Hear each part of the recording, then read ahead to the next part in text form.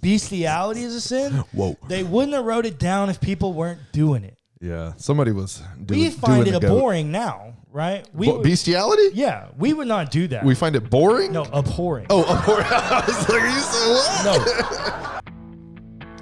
Hey, welcome back to Pints and Perspectives, a podcast hosted by WellHouse Church, where we believe there is a plethora of theological perspectives and plenty of beer to go around. Oh, hey, welcome to Pints and Perspectives, where I'm accused of not having good intros anymore, but what was that? Thank you very much. Thank you. Joke's on us. Thank you. Joke is on you. That's correct. But, so I didn't have an intro prepared, and I had your father, I had his voice in my head from this past weekend, calling me out for not having an intro ready. I think you may have done it via text too. So I was sitting right here 2 seconds before we hit record, and I was like, oh shoot, I don't have anything prepared. So I asked ChatGPT. Oh, that's what it was. But it didn't give me any good ideas. And for some reason, while I was watching ChatGPT work and read, that song by John Denver about West Virginia came into my head.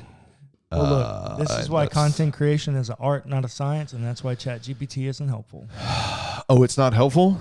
ChatGPT is a science, not an art, man. Bull honky, why did the yeast attend theology school, Cullen? Why did the what? The yeast, the ingredient in beer? Like the Why did the yeast attend theology school, Cullen? well, it's inanimate, so I didn't. But Why did the yeast attend theology school, Cullen? Why? Because it wanted to rise in the ranks of spiritual fermentation. Well, that's just a dumb joke, because you could say that fermentation's desire is to rise to the occasion for anything it wants to participate in. So yeast, the inanimate object that wants to participate in something, always rises to the occasion. Apparently. That's the joke. You just retold the joke. Okay, fine. Shut up. How about this one? Why did the beer connoisseur become a theologian?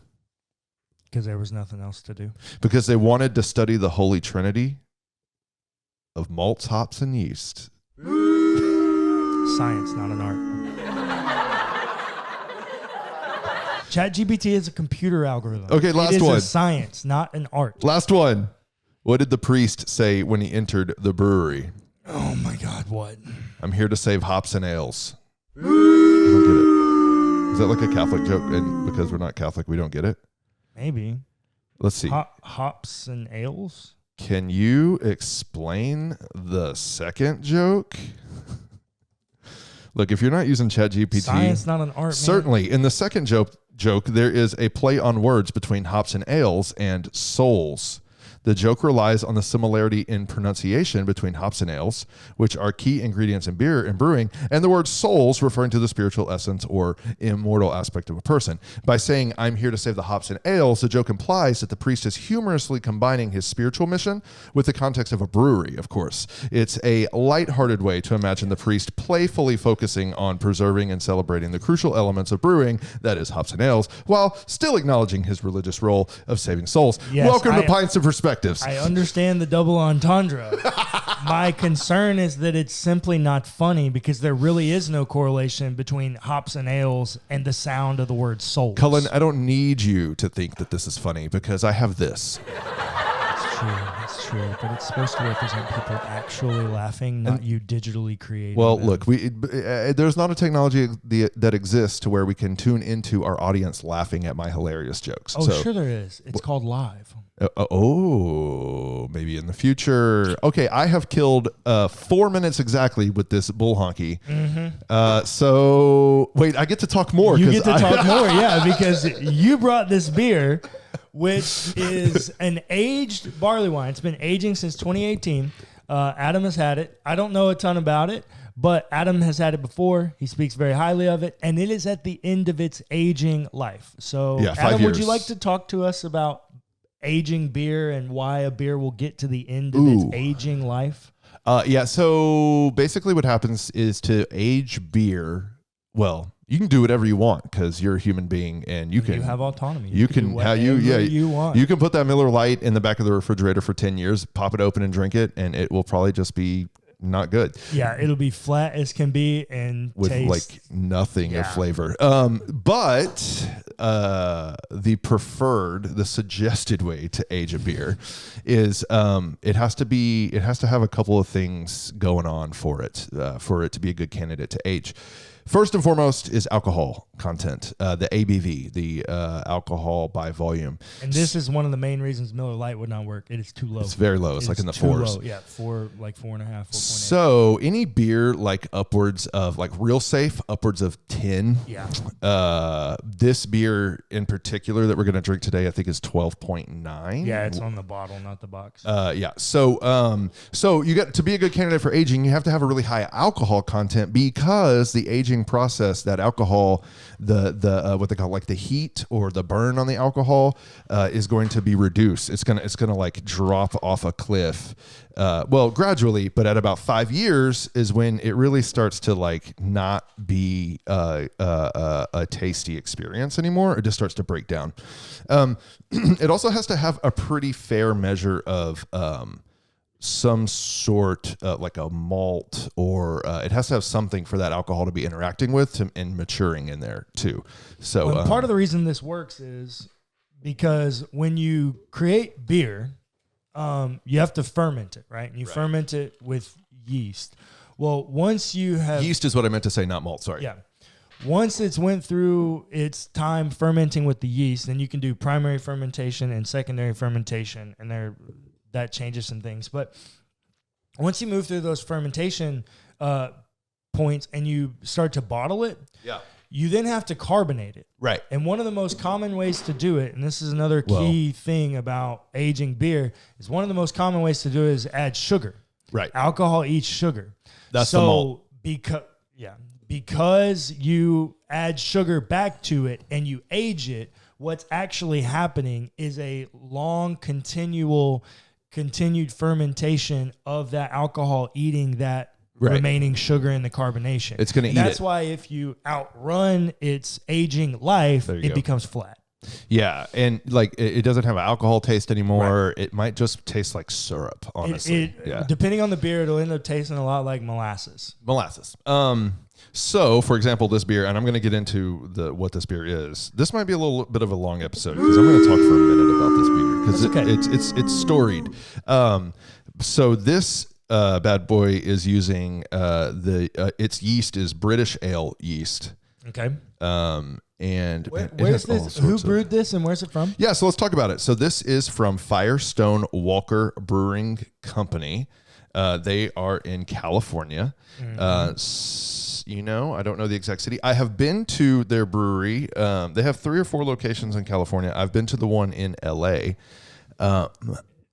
And I should have looked that up. Where are their locations? But they're in California, in the LA area, I think. And they started distributing to the Texas, but to the Houston area, like back in 2014, 2015, somewhere around there in the timeline. It's Walker is after one of the brewers. Is that what it is? Yeah. Okay. Look, if you turn the box around, it'll all 3 founders are there, and one of them's name is Walker. One of them Adam Firestone and David Walker. Yeah, and then there's a third guy. Matt something. Brenoldson, and I guess he didn't get his name in the title because it's too hard to say. Maybe he didn't have enough money. I don't know. He got enough money to have his signature on the box. That's true, but his name isn't in the title. Anyways, so they came to Houston. I got introduced to it through a friend. I ended up going to Pasadena, California a couple times in 2018. And so I got to go to the brewery, and I went to the cellar of the brewery, like the locker, where they were aging beer. Oh, nice. Right? Okay. And so you can walk in there and you can purchase every varietal of Firestone Walker that they have because it's all brewed right there. And so I tasted some stuff. I had some really, really cool stuff, but I grabbed 3 of these Sucabas. So let me just read this box real quick. So I do have a question. On the box, you have they're treating it a lot like wine. They're giving it vintage. It's supposed to be aged. They're aging it, and so it has a number on it. Yep, number 7. Is that the bottle number or the batch number? Oh no, batch. Okay. Pretty sure. Look, I think it is printed. Nope, that is the bottle number. Okay. This is bottle number 7. of whatever. Of how many? Well, I don't know. That's a It good doesn't question. say on there. It's not like 7 of whatever written It does on not. there. It does not. Yeah, that's a good question. I bought 3 of them. So this is my last one. Let me see. So this is a barley wine, which is my favorite beer style, and it is meant to be aged. So they barrel aged this beer at the brewery before bottling. Let me read this this little run through here on the back of the box.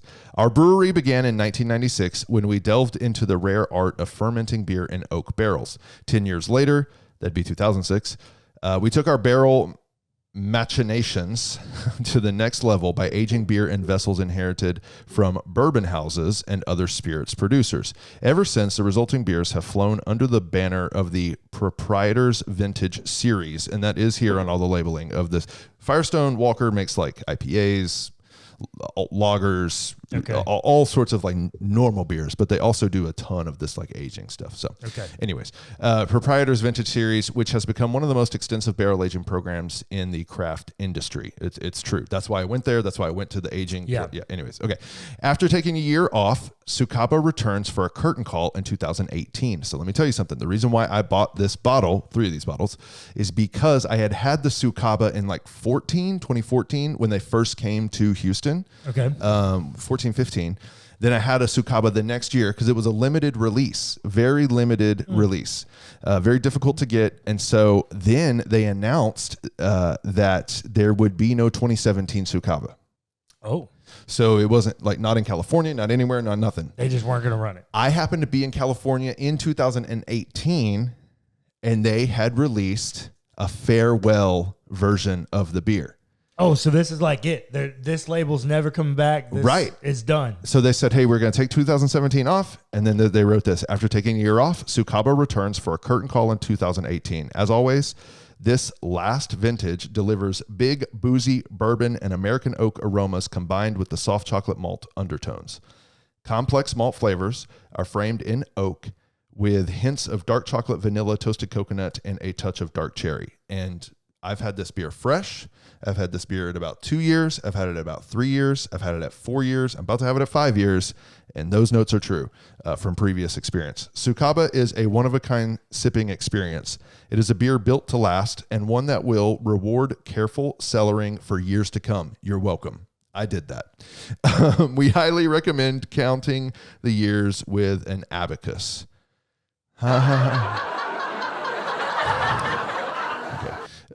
Cellar in a cool, dark place between. Yeah, and I did that. Okay, so here's the deal. So I thought that when I brought this beer over to this house and put it in the fridge, I was like, man, this is going to be my last Sucaba, like forever. Like I'm never going to, like Sucaba's over with. Yeah.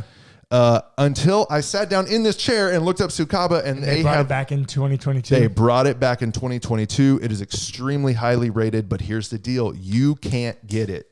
Yeah. Because you have to join, it's behind a paywall, a subscription wall now. You have to join the Firestone Walker Brewmasters Collective membership, which they're doing.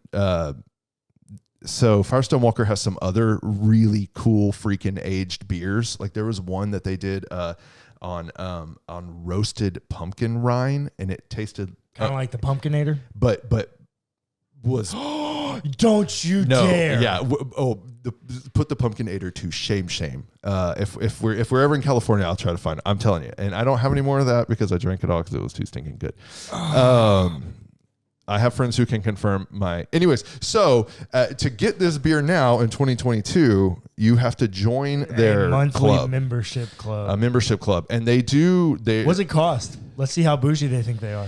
Ooh, that's a good question. I don't know. I haven't even looked into it. Club website. Yeah, let's see how bougie these people think they are. So, I don't know. Maybe it's just a subscription. Thank you. Oh, there we go. No, membership. Oh, no. Dude, look, privileges, $500 a year. That's not so bad. And you get 25 beers a year. And you would get the annual Sucaba. And you get a welcome gift and a birthday gift, apparently.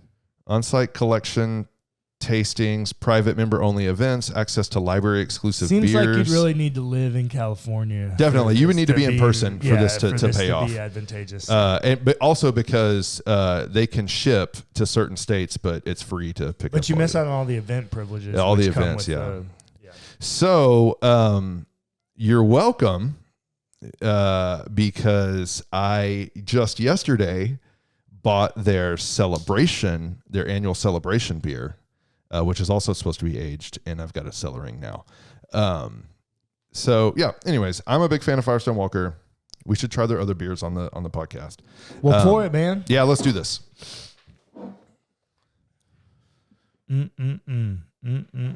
Cheers. Cheers, friends. Oh my gosh, smell. Give it a sniff. Break my glass. Smell it. My God. What do you smell? Malty, boozy, caramel, roasted. Cherry. Yeah, cherry. I got some toffee in there. It's very dark. On younger ones, there's like tobacco notes. Put it in the glass. Sorry.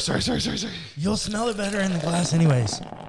It's just, it's an experience. Look, if you're not following us, if you're not consuming this podcast on YouTube, I would highly suggest you go do that right now. It is the superior viewing experience.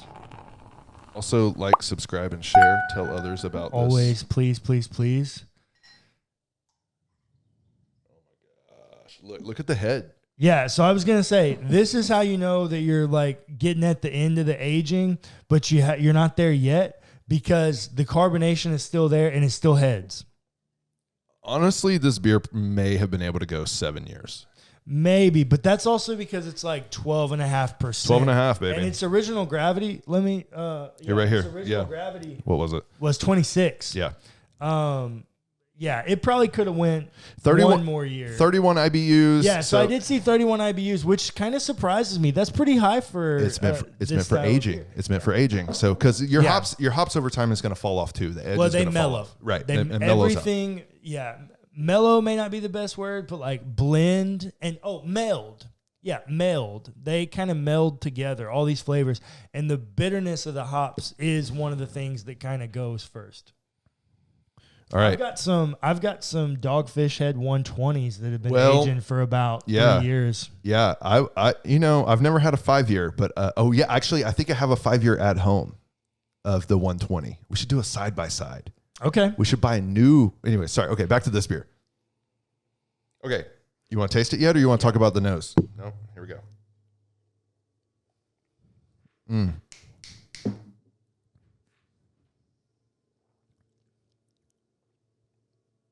Man, cherry, plum, roasted flavors. I get the tobacco. Yep, deep tobacco flavor. The hops is still there. It's a little bitter. There's a little bit of a bite. A little bit of a dark, I describe it as dark, but like a bite. Yep. Sorry about the noises in the background. It's not as sweet as I thought it would be. Interesting.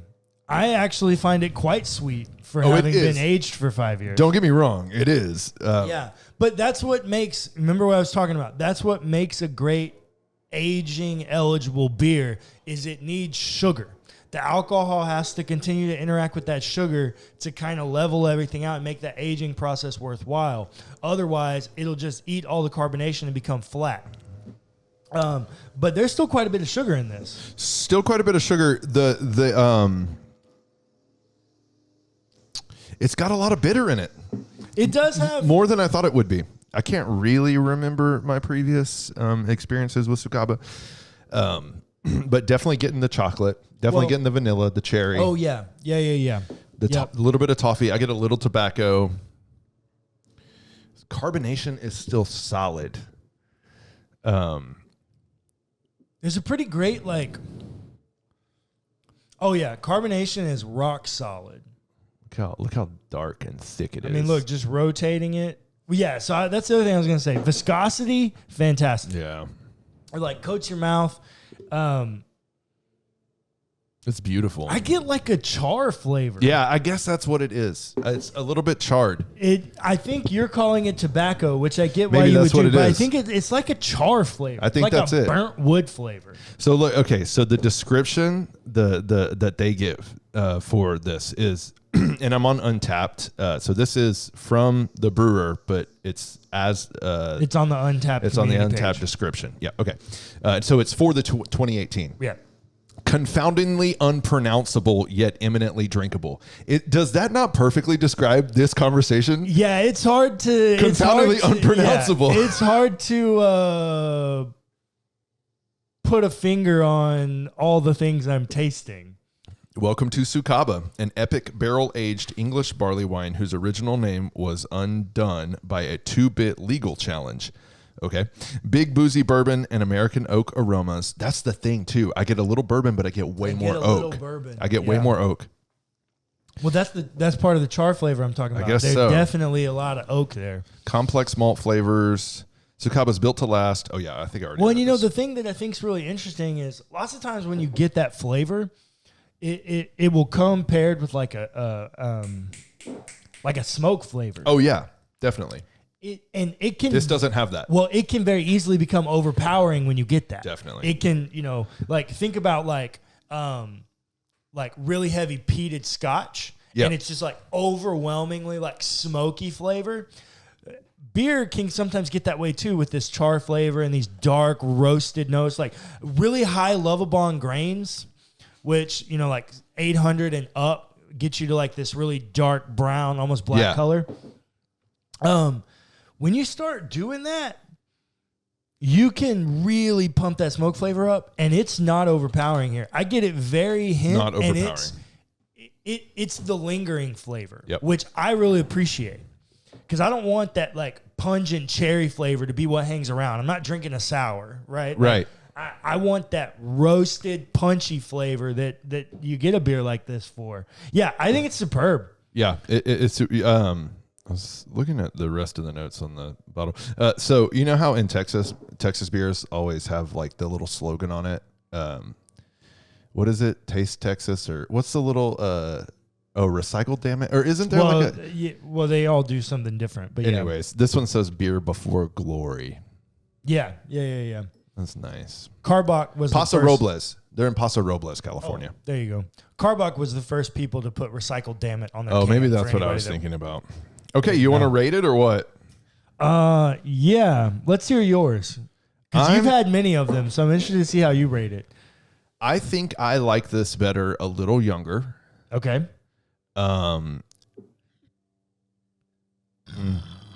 I've also had it on tap at the brewery, so I think it's not fair. Well, look, but I'm gonna beer give on it. tap's just better. Yeah. There's no way around it. I think I'm going to give it a. I've had better aged barley wines. I'm sorry, I'm a little spoiled, so I'm going to give it an 8.5. Okay. It's good. It's very good, and I'm glad I put it in the cellar for 5 years. I was at 8.4. There you go. So Yeah. look, I guess we've drank enough beer together. Yeah. We kind of Well, also I've think had similarly. I've had better beers from Firestone Walker. That's the other thing. They have a ton of different beers. They just don't put them all in Texas. So, okay, there you go. It's rating on Untapped. Do you want to know? Oh yeah, what is it? So their scale is only out of 5. Yeah. So it's a 4.3. Well, we gave it percentage-wise per capita pretty damn close. About the exact same. There So- you go. All right, there you go. Good beer day. Good beer day. Good beer day. Good I guess beer that's by day. design when you take the time to age. Wait. something for 5 Cullen? years. That's a beer. That's a beer. Again, you got to go to YouTube. All right, let's talk theology or whatever. Well, I think we apologize for missing a week. First of all, I don't. You can deal with it. normally in this friendship, I'm and he's the nice guy. I don't know what happened today that we flipped roles, but we apologize for missing a week. I was sick. Adam was around, but kind of sick, but not really. I had And all sorts of things going on in my It life. just turned into a whole thing, and we had to miss a week. So Yep. we apologize for that. Multiple birthdays. Yep. had we not missed a week, we probably would have done this in 2 episodes. Since we missed a week, and actually, as soon as this episode's done filming, we are having our good friend Ben Blackwell, our professor and mentor from HBU. He will be here to film a couple of episodes. He's going to see if Cullen's a heretic. Yeah. So if you've been around the show for a while, in January we did an episode where we went through the Nicene Creed to see if Adam was a heretic. And definitively, yes. Oh, Adam's definitely a heretic. By traditional Orthodox standards, Adam is a heretic. I argue that by traditional Orthodox standards, I'm not. But after our series on the problem of evil, Adam was like, definitely you are. You are definitely a heretic. So we're bringing in the big guns. We're bringing in an actual theologian. We're bringing in an actual theologian to tell us if I'm a heretic. So tune into the next episode. But so we're going to do this episode in one, which I guess means it's a wrap up and a conversation about Jesus's thoughts on sex. Yeah. Okay. We could possibly reach into Paul's thoughts a little bit, because I do think Paul kind of changes / adapts Jesus' teachings on sex and sexuality. They are a little different. Paul adds some things to the table that Jesus doesn't actually say. And might I mind you, Jesus is living, he's crucified roughly around 29 BC. Paul's first letter, we believe, is 1 Thessalonians, and the earliest anybody will put it is the year 51. Some of Paul's letters, like Romans, people are pushing that out to like 68. Yeah. And so that might not mean anything to a lot of us, except that means Paul's writing this stuff down 30 years after Jesus has been dead. Sure. And so, as we all know, lots of stuff can get lost in translation and those kinds of things, and people's thoughts can evolve. Right? Paul's a church leader trying to fight against similar problems, if not the same problems that Jesus is trying to fight against. And so they kind of meld and adapt and move along. But maybe the first thing that we should talk about is why the ancient world seems so concerned with sex. Okay. And maybe that's the question. Did the ancient world seem concerned with sex, Adam? Well, see, here's the thing. My view of the ancient world in my many years of education and research was always through the lens of evangelical, at least Western Christianity. And so I think throughout my entire academic career, I would say that it seems that yes, like the ancient world was definitely concerned with sexuality. Very much so. Yeah. Yeah. And so, but I would say in a negative way back then. Well, okay. So that's the question. Is it negative? Right. Because we're looking at it from a modern context, reading back to it. Yeah. Or is it negative, or is it positive when we look at the context they lived in and what it was designed to fight against? Yeah. Because you have to remember that society's evolving. Or right? like maybe both. Humanity doesn't stand still. Sure. It always progresses, right? Right. There's a reason that you have a cell phone in your pocket and Jesus didn't. There's a reason that you Because of the devil. Because of the Antichrist regime. There's a reason that you have the ability to look at 100-story buildings and the ancient world didn't. Right. There are Technology, man. ways that innovation and evolution of humanity impact all of these things. And so I think we should keep that in mind as we have this conversation, because what I would argue is that the Bible in the ancient world is extremely concerned with sex. Because, number one, the ancient world recognizes that it's God's first command to humanity, to be fruitful and multiply. Okay. But what it does, and you actually brought this up in one of our episodes, is that like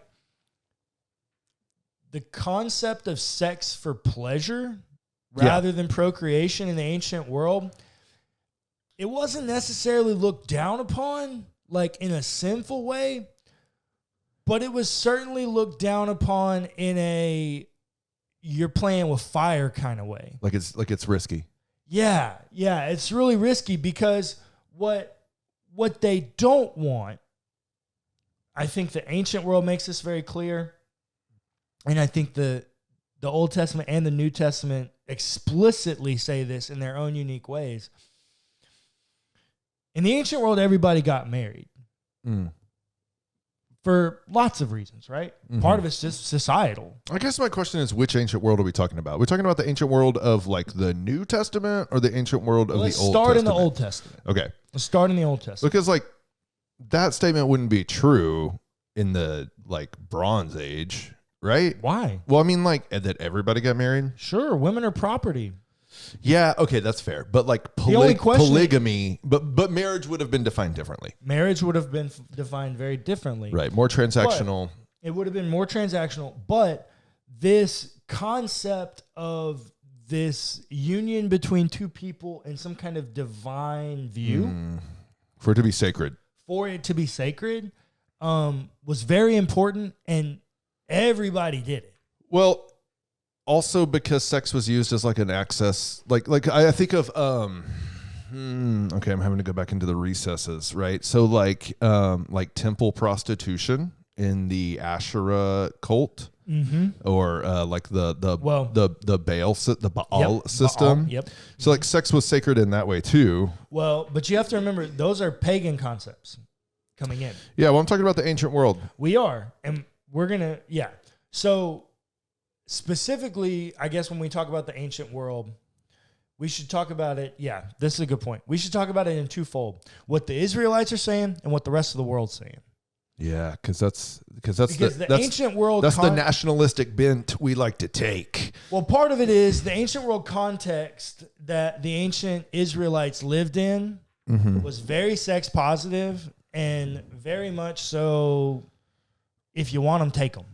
Well, but also like sex positive for men. Right. Women were property. Tools. Property. Yeah. Yeah, not tools, property. Right, yeah. And that's why they owned wives and concubines, which are basically just sex slaves. Right. So when you start to put this together, what happens is the Israelites look around and go, hey, sex is this great thing, but marriage is really sacred, and sex for pleasure puts risk on marriages. Wasn't that? That's why the whole adultery conversation comes in. Because look, but that has to occur like in the timeline of things. That has to occur later. Like I know Augustine is talking about this. What do you mean? Leviticus 18. Everybody remembers Leviticus 18:22 that a man should not lay with another man, for it's an abomination. But everybody forgets 18:1 through 21, which is all about adultery, incestual adultery. So you would say sleeping with your grandfather, sleeping with your stepdad, sleeping with your sister. Okay, wait. So you are making the argument that the post-exilic Hebrew community. Well, Leviticus is not post-exile. Oh, sorry. Right, Leviticus. You're saying Leviticus. The pre-exilic. Yeah. You're saying that the pre-exilic Hebrew community believed in monogamous marriage? Bull honky. No, I'm not saying that. What I'm saying is Leviticus 18 is a chapter dedicated to a sexual ethic, of which 95% of it is dedicated to the conversation. Don't sleep with people who are married to other people, and especially not your family. Yeah, okay. Now, the other thing I will say is, and this is a shout out to Kev, my dad. Yo, Kev. He reminds me of this all the time. They wouldn't have felt the need to write it down if people weren't doing it. Yeah, no, that's fair. So in the same way that they're writing down, people shouldn't bone animals. Bestiality is a sin. Whoa. They wouldn't have wrote it down if people weren't doing it. Yeah, somebody was doing We find it abhorring now, right? Bestiality? Yeah, we would not do that. We find it boring? No, abhorring. Oh, abhorring. I was like, you said what? No. And so we would never do that. And so you ever heard somebody preach on don't screw animals? You know, I did pastor in the country for a while. You never preach that sermon. There's no way. They would have run you out of there. No, never had a bestiality sermon. Sorry. See? Because it's not relevant to our context. But you also know something that I hear all the time? Gays are going to hell? Well, We'll get there. No, what I was going to say is every time I look up a statistic about like porn searches and like the results from one of these studies, what's always one of the top 5 searches? Family. Stepmoms. Yeah. Moms. Yeah. The Bible seems real concerned. Don't do that. Yeah. You know why? Because you end up, how do you get a mother in the ancient world? She's married to your fucking father. Right. Adultery. If you sleep with your mother, it is adultery. Yeah. The ancient Israelite Hebrew sexual ethic is concerned with sexuality within the parameters, the boundaries of like, don't have sex with your family members, and don't rape, and primarily don't have sex with other married people. Mm-hmm. Okay. But you can have 13 wives. Right. They just all have to be legally, contractually bound to you. Right. Marriage. And so the other thing I will say is what we need to understand is the Old Testament Israelites, they have a strange relationship with sex because it's like, okay, God said, yeah, this is good and it feels good and all these things, but it's also sex for pleasure is a temptation into a world of sins. But isn't that a Pauline concept? Like, is that an ancient Israelite concept? What do we always say? That sexual suppression can lead to rape? Definitely. Is that a Pauline concept, that is a bad sex thing? That rape is that uniquely Pauline that we shouldn't do that? No, of course not. No, of course not. Of course not. So there's always a negative sexual impact from our sexual desires. And that's really what the ancient world is fighting against. Their concern is not necessarily with the sex. It's the sex getting out of hand and doing things that are actually harmful to people. Yeah. So again, we are back to the same old storyline, power dynamics. And so this brings us to Jesus, right? So wait, I think you're skipping one thing. So this is shout out to Dr. Dennis Tucker. So one of the things he helped me understand in the timeline of Israel is the post-exilic. Earlier I was talking about the pre-exilic Israelites, the Hebrew people. The post-exilic Jews at this point. They are called Jews after the exile from Babylon. That's how it works. This is also where the post-exilic community does start to put an emphasis on monogamous marriage. Man. And this is where you start to see couples. Well, it's where the concept begins to make its way into the culture. Because by the time we get to Jesus, what does marriage look like? One man and one woman. Well, really by the time you get to Paul. You don't think it was that way in the first century? Well, the 10s first and CE. First century CE. It was going that direction, I think. It's definitely going that direction. And part of it is because what happens is you've got guys like David who have 300 wives and 700 concubines. Yeah, that's a great point. So I guess it really takes hold after the Greek and the Roman, because like taxation had something to do with it, like in the Roman culture. I should have read a book about this before I came onto this podcast. Yeah, well, I did. Oh, look at you. It's called Holy Misogyny by April DeConnick, a professor at Rice University. Hoot owls? What's their thing? Hoot away. Owls? Yeah. Owls for life. Hoot owls. Oh, whatever. Anyways. I don't know where we were going with all that. Jesus. We were getting to Jesus. Well, we were going to get to Jesus, but you've brought some things up. I would love to have this conversation with Dr. Tucker because one thing that I find interesting is the post-exilic definitely changes things about marriage. Yeah. But it's certainly not like a ripping off of what was and a replacing of what becomes the New Testament. Because you have to think about Ezra. Mm-hmm. And the book of Ezra, he commands mass divorce of any Israelite married to a foreign woman. That's right. Yeah, yeah. The xenophobia was on point. The racism was real. I argue that is the Bible's contradiction of itself.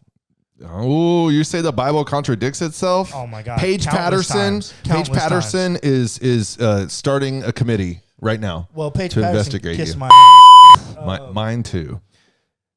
Anyways, sorry. No, when he commands 100, I think it's 126. Don't quote me on the number. I'll probably flash something on the screen. 126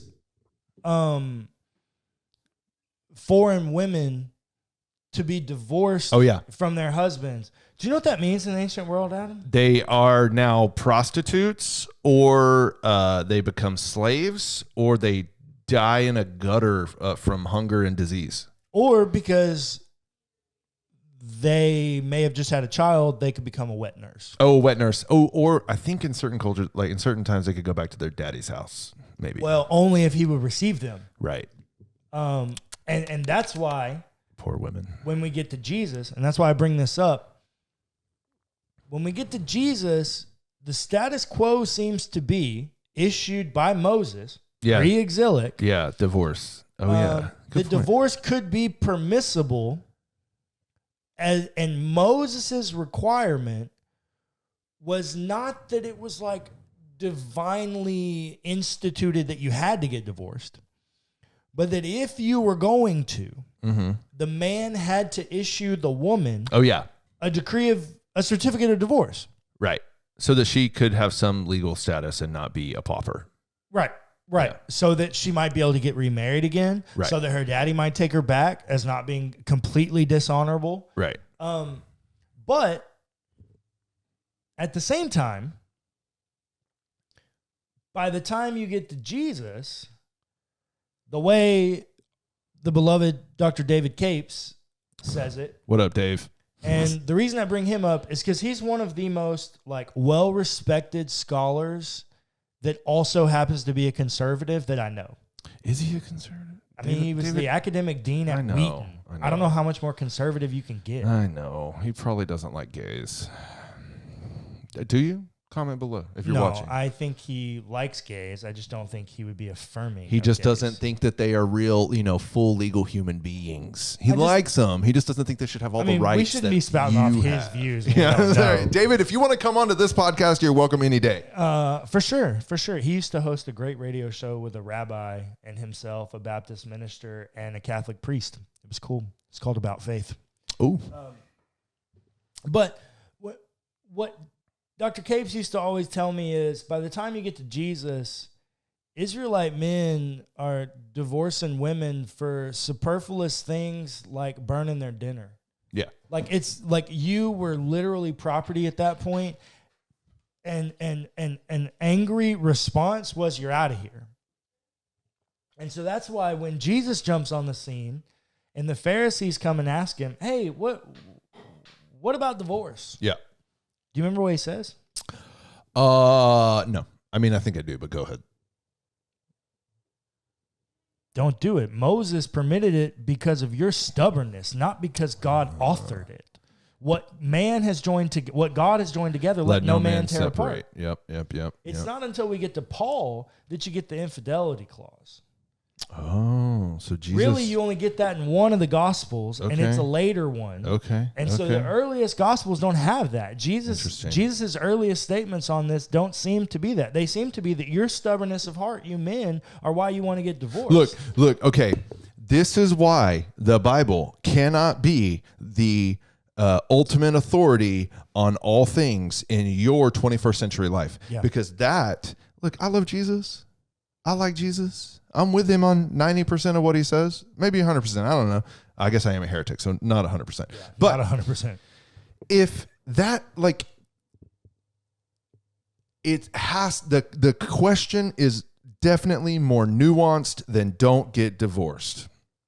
Yeah. So a blanket statement of don't do it, even if that's the only thing that Jesus ever said, this is why the scripture has to be taken in conjunction with just real life practicality. Because if I am beating my wife every night, she should have a right to leave me. But see, in an ancient world, she didn't. Only a man could issue a certificate of divorce. That's what I'm saying. But she was property. Right. And this is the thing we need to understand is this is the other reason that I think premarital sex was prohibited is because she's her father's property until she's bought by her husband. Right. And when she's bought by her husband, he doesn't want damaged goods. Her market for lack value. Of a better word. It's all about her market value. Yeah. And this is where the concept of purity comes in. Right. Because it's about and this is also why they got married so young. Right. Do you know what the legal age for a boy to be married at was? Like the earliest he could get a wife? 13. 9. He didn't have to become a man. He didn't have to go through his bar mitzvah. This is why. Do you know what a woman's was? Something scary. 3. What culture is this in? This is ancient Egypt. This is ancient Israel. Look, man, we would call that pedophilia now. And that's exactly what we would call it. Right. And unanimously, if you were a man, you had to be married by 20. Well, a lot of people think Mary was 13, right? When she was impregnated by God. It would be problematic. 13, 14 would be about her wedding age. I guess she was an adult at that point. Nope, she hadn't been through her bar mitzvah either. There you go. This is why the Bible cannot be taken as the only authority on how we construct our lives, our families, our ethics, our policy positions, because the Bible isn't fully informed. And it has a very narrow response to some of these issues that have very complex realities. Correct. Now, what we should say is let's talk about what it is adequately informed about and what truths it's trying to communicate in the ways that it does. Perfect. Women are the ones that get harmed in this. That's correct. The Bible is doing a lot to try to protect women in these really, really bad contracts. Yeah, Old Testament and New. Old Testament and New. Everywhere. The Bible seems to be very concerned with widowhood. Yep. The Bible seems to be very concerned with women and children. The Bible seems to be very concerned with those that are harmed for things that they can't control. When you read Hagar's story, Hagar is a woman who has less than no status. Her status level, she's not only property. Well, and she's also a foreshadowing. Well, she's an Egyptian. But what I'm saying is her status in that power dynamic, in that family was she's a foreigner. She's not the wife. She's the concubine. Yeah. She in every way has no human status. But when you read the scriptures and you read that story of her, she's the victim in many ways. Read Genesis 38 and the story of Judah and Tamar. And I was, okay, you're getting ahead of me, go preacher. Ahead, go off, King. Tamar's the same thing. Well, my point is you have these examples throughout the Old Testament and the New Testament of women whose status, the scriptures kind of overturn the apple cart of cultural expectations in regards to human or female status. Ruth. Anyways, we can go down the list. They're all over the Old Testament, and Jesus then does it again and again and again. So what is the scripture concerned with? Yeah, the status of women and the status and protection of women Yeah. And I might even say that goes on. And if we are going to reach into Paul a little bit to try to pull a little bit from this. Yeah. I argue the Ephesians 5. Now, depending on what day I wake up, I don't believe Paul wrote it. Today, I happen to believe he did. Tomorrow, let's ask ChatGPT. What books did Paul write? No, go ahead. I was fixing to say this is an art, not a science. But Ephesians 5, when I read that Christian household code there, it sets a new standard for marriage and the position of women. Yeah, which we did an episode on this recently. Yeah. So all of this to say, the ancient world is dealing with all kinds of sexual things that we can't even begin to possibly imagine. I mean, Adam, in an information age. Yes. Have you ever heard some shit happen in modern world like we read in Genesis 19 with Sodom and Gomorrah, where the men of an entire town show up to rape 2 men guests? There are stories out of India and certain African countries. In our Western modernized world, the one we're talking about, this sex context. Well, I mean, gang rape is a thing, but a whole city. But a whole town? No. Only because they were foreigners and hadn't been had yet? No, we don't have that.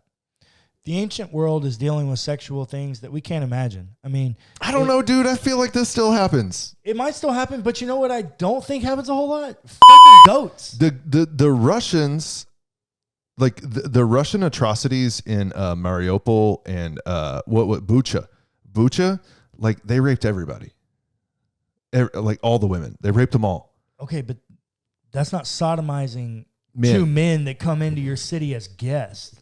Okay, yeah, that's pillaging and war crimes. Yeah, true. Okay, all right. Sorry, fun thought experiment. Our world doesn't think about sex and isn't dealing with the same problems that the ancient world was. We're dealing with different kind of problems. And there's still boundaries. There's still an ethic to have with sex. Nobody's saying that you should just go, have sex with anybody that'll let you in or anything that'll let you in. The Bible's certainly not okay with that. But I also don't think that anything that will let you in. Sorry. So that's how I explain my high school years sometimes. Whoa. Good. Yeah. I don't think that's what God has in mind for a 21st century Christian. What do you think God has in mind for the 21st century Christian? Well, I certainly don't think it's a 20-year-old man buying a 3-year-old girl as his wife. Most definitely no. I've worked. But you know what? I've worked a decade to fight against that. But you know what? The Bible would say that's okay.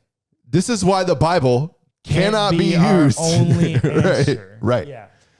I think what the Bible says is that in sexual experiences, people must be protected.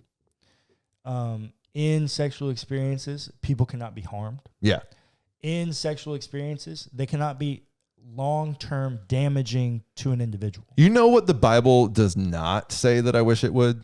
It does, or discuss consent.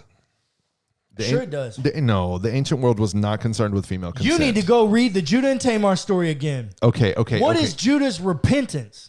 Generally, she did not have consent, and he did not do right by her. Okay, that's a good point. But what about every other woman in the Old Testament and New? Bathsheba? Have you not read that story? But his sin was raping her. Sleeping with another man's wife. Raping her. Okay. From the minute she is seen, you should go read this story, listener. From the minute he sees her from the top of his he's already committed castle, adultery in his heart. She is actively bathing. The verbs used for her are active. From the minute you see her again after she's bathing, when David says to his goons, go get her, she's never communicated with an active verb again. Everything is done passively to her. Yeah. And then he's wronged. Nathan comes to him and says, you're the man. No, I will push back on that. He's the man who did what, though? Stole one goat from one man when he had 100 goats. That's what Nathan's proverbial prophecy to him is. Yeah, and David says, I'll kill the man that stole the one. And Nathan says, you're him. You're the man. And no, I would argue that the Bible absolutely makes sense. But isn't that all about like an economic scenario? Like even the analogy is it's about fidelity. You can't, just because they pay for a woman doesn't mean their only contribution is economic. And certainly not when a prophet of God comes. Poor Uriah. A prophet of God comes and says, hey, that's sacred. And you took it. Yeah. It wasn't yours to take. You took it. And you know what the penalty was according to the scriptures? The loss of his son. Yeah. God killed a baby. Mm-hmm. God killed a baby. Yeah, God kills lots of babies. So this whole, anyways, pro-life agenda can kick a rock. Yeah. Heard. What now? So I think my point is, if you're looking for the Bible to have all your answers about sex, it ain't. It might. Well, okay, but you're going to get a really distorted view of sex that becomes illegal in America. If you try to treat your sex life the way that the Bible tells you to, it'll be illegal because you're going to try to buy a 5-year-old girl. Well, we've got to stop this nonsense. The Bible has all the answers when it comes to anything and every topic that we want to come up with. Or that we should regress to a previous older way. Because the Bible says. An ancient way of doing family or society for that matter. Yeah, I was talking about this in therapy the other day, and this is a little off topic, but I think it's relevant to your comment. When I was growing up, my parents, I think because that's what they were taught, they used a fear tactic to try to get me to listen, right? I listened because I didn't want to get my ass beat. Right. Right. Now, they loved me, right? And I felt loved, Sure. but I listened because I got my ass beat. Sure. I don't spank my children. I don't either. My children still listen to me. Mine too. You know what I think the difference is? We're more, we have better logical reasoning. I don't know. I'm just kidding. I don't know. I think my children respect me rather than fear me. Yeah, there you go. It is a different approach. If you try to treat your sexuality the way the ancient world does, Ooh. you're going to have a fear-based sexuality rather than a respectful one, which I think is what the modern world's trying to get at. And I think divinity is okay with. That is what the whole concept of one-on-one equality and procreation is. It is that concept. I'm a procreator, you know what I'm saying? Yeah. Any more thoughts? Do you got anything? Do you not like anything I said? I mean, I think this is a good follow-up to the purity culture episode that we did, because so much of purity culture has been so damaging for specifically like the millennial generation in particular, but others as well, of course. And this is where it comes from. I mean, like with this, I almost feel like this episode should have gone before the other one, because this is really like, this is where the whole kind of worldview, philosophical view, like this is where the system starts. Is, well, you have people in a fear-based response to something that really began as, controlling women's bodies is still an economic question and a power dynamic. It's all, see, this is what I'm saying. Like, I think it's still the same things. Yes. Just manifesting differently. Yeah. We're just repackaging. Repackage. And the hope is that we can eventually get to a point where there's no package to put it in. Well, I think the advancement of women in the Western world actually is doing that. And this is why I'm a progressive. Right. And this is why, dude, there's a local pastor. Certainly he's not going to listen, but I'm not going to name drop. But there's a local pastor who leads a growing church right here, very close to where we sit. No names mentioned. His sermon on Mother's Day was this is, and I'm getting somewhere with this. I know we're running long, but this is why I'm saying, like, regressive is not going to help anything. His sermon on Mother's Day was to create a dichotomy of male chauvinism and feminism, and how God calls his people to be neither chauvinist nor feminist. Do you understand how problematic it is to equate the two, because one category of people experiences ultimate power and freedom and privilege, while the other category of people to shut up and not fight for that power and privilege? Think about the entire past hour of what we've been talking about. Yep. It's always come back to power dynamics. It's always power dynamics. And I say this time and time again. Heterosex gives men power. Men wrote the Bible. Yeah. They give themselves power. Right. These things are not. You can't just like peel back the layers and not look at the core. Yeah. The core of it is always that men want power. Right. It's intoxicating. It's a drug. It is. It very much so. And it preys on the weak. It preys on the weak. It preys on the marginalized. Yep. And, you know, did you ever watch House of Cards? Yes.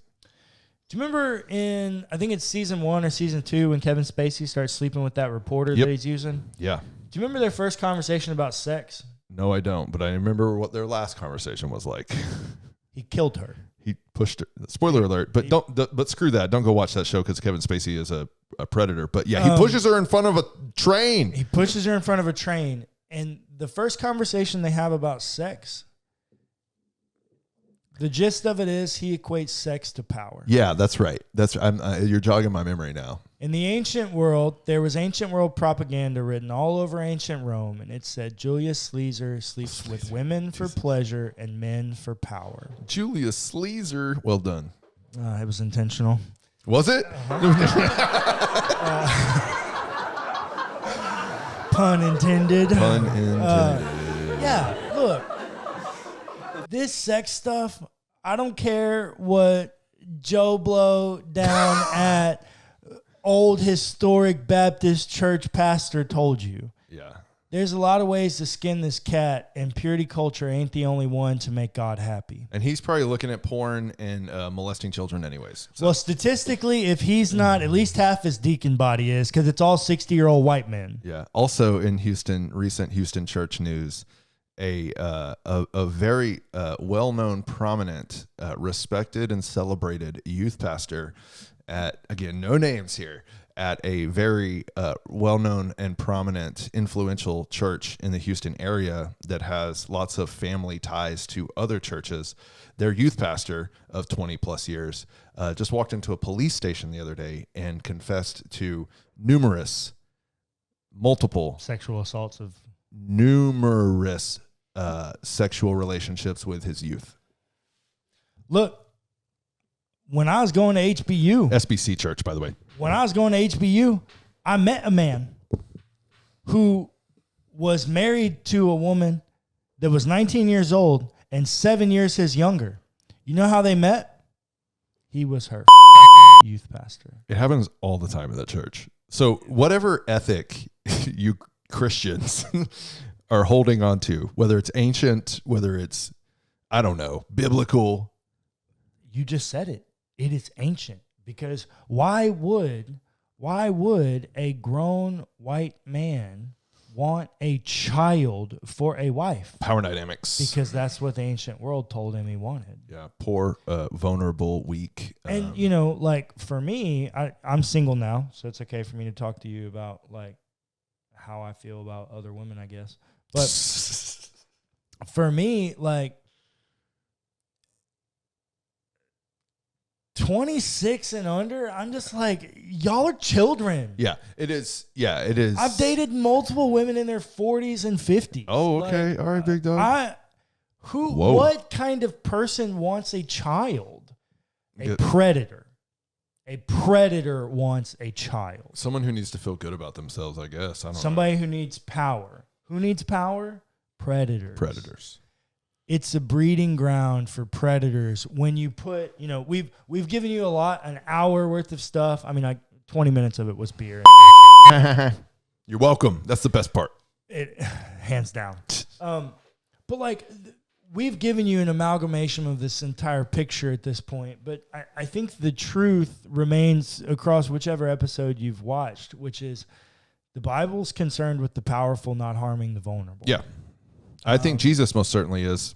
And the Bible's concerned about things like fidelity. The Bible's concerned about honoring oaths and vows. You know, Matthew, right? The Sermon on the Mount. Jesus' teaching on adultery immediately follows Jesus' teaching on divorce. Do you know what immediately follows Jesus' teaching on divorce? In case you're going to hell. That little syllogism where he says, let your yeses be yes and your noes be noes. Right. Commitment, fidelity. Yeah. When God is concerned with people being honest, God is concerned with not bearing false testimony, if you want to count, you know, the 10 Commandments in here. God is concerned with people doing what they say they're going to do and backing it up. God is concerned with people honoring their promises. God is concerned with caring for the vulnerable. Yeah. God is concerned with lots of things that white evangelical Christian nationalism doesn't seem to be concerned with. And ironically, the things they seem to be concerned with always get uniquely tied to power. Always. So do with that what you will. We're just a couple of white dudes who claim to be feminists. Take me home, country road, to the place I belong. Texas. West Virginia. No, Texas. Have a great day, everybody. Thanks for listening to the Pints and Perspectives podcast hosted by WellHouse Church. Be sure to give us a rating and a review if you enjoyed the episode. It's free and it helps us immensely. Also, feel free to check out our other podcasts.